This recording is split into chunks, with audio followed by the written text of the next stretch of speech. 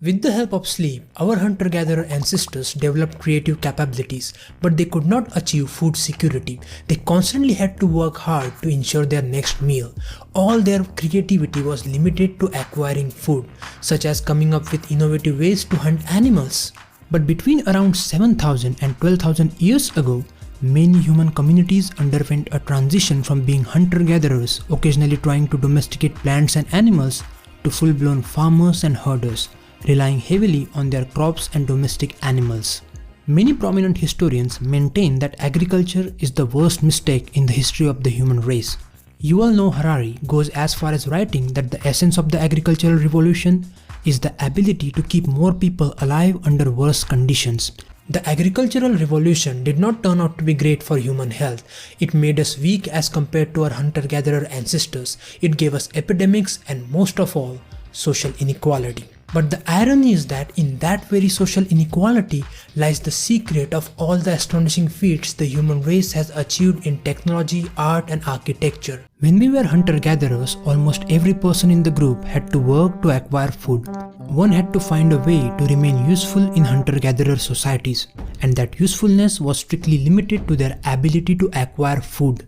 Building tools, creating animal traps, everything was for food. Agriculture made possible the production of excess food that can be stored for later use, and that's why a portion of Homo sapiens managed to get free time to pursue their creative endeavors that were not in any way related to just feeding our tummies. It gave rise to social classes that did not actively participate in producing food.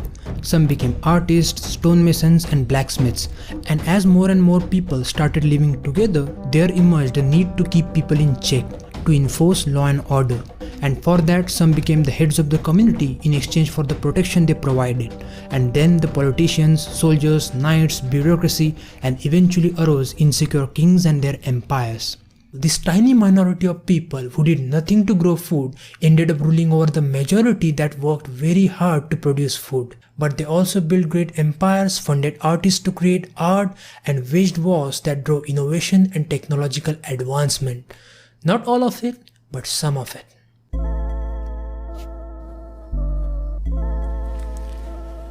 An art form like writing was not invented for some creative purpose like writing poetry.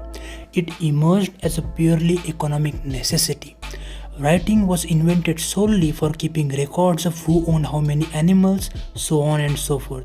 But eventually people found other uses for it. Thank God they did, otherwise my profession would not have existed.